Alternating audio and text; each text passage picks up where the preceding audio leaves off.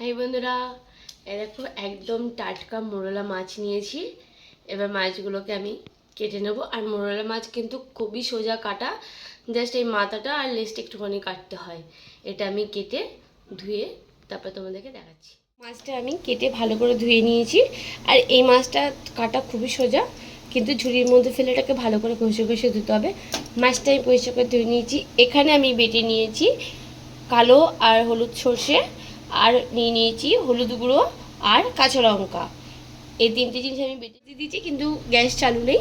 সব মেখে চুকে যেহেতু বসাবো আমি, এর মধ্যে মশলাটা দিয়ে দিলাম। তারপরে দিয়ে দেবো নুন। আর এই মাছটায় কিন্তু বেশি নুন লাগে না, যেহেতু এটা সমুদ্রের মাছ, ওর জন্য এই মাছে বেশি নুন দিতে নেই। কিন্তু এটা এমনিতেই নুন নুন থাকে, আর এটা যেহেতু ঝোল হবে না, তো মাখা মাখা, এর জন্য নুনটা একটু কম দিয়ে দেবো। সর্ষের তেল, সর্ষের তেলটা একটু বেশি লাগবে, যেহেতু এটা পুরো মাখা মাখা হবে, না হলে কিন্তু লেগে যাবে। এবার আমি এগুলোকে ভালো করে মাখিয়ে নেবো। সে তুমি হাত দিয়ে মাখাতে পারো, চামচি দিয়ে মাখাতে পারো, তাতে কোনো অসুবিধে নেই। এতে নুন হলুদ সব দেওয়া হয়ে গেল। আর এটা কিন্তু খুবই তাড়াতাড়ি হয়ে যায়, আর একটা ভাপাও বলতে পারো। এটা জিনিস দিচ্ছি, এটা হচ্ছে কি কালো জিরে, এটা ওপর থেকে আমি একটু দিয়ে দেবো। আর এটার জন্য কিন্তু আরও বেশি টেস্ট লাগবে। এতে চিনি দেবো না। এটা হয়ে গেছে। এইবার যে আমি যে সর্ষে বেটেছিলাম, তার মধ্যে থেকে একটুখানি ওইটার মধ্যে জল দিয়ে দিয়েছিলাম, যেহেতু অনেকই লেগেছিল। এটা আমি দিয়ে দেবো, আর কোনো জল এতে পড়বে না। এবার আমি গ্যাসটা চালিয়ে দেবো।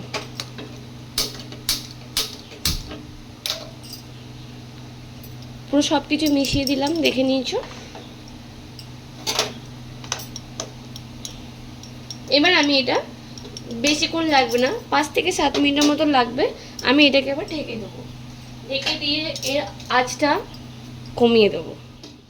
এই দেখো মাছটা হয়ে গেছে। আমি তোমাদেরকে একটা সাইড পাল্টিয়েছিলাম, দেখানো হয়নি। এরকম করে একটা সাইড এরকম করে পাল্টিয়ে নিতে হবে। আর মাছটা কিন্তু হয়ে গেছে।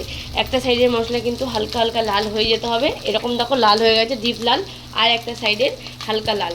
এবার কিন্তু এই মাছটা রেডি হয়ে গেছে। এবার ভাতের সাথেও খেতে পারো, শুধুও ভালো লাগে। মাছ কিন্তু একটাও ভাঙেনি, এগুলো মশলাগুলো ছাড়া ছাড়া আছে।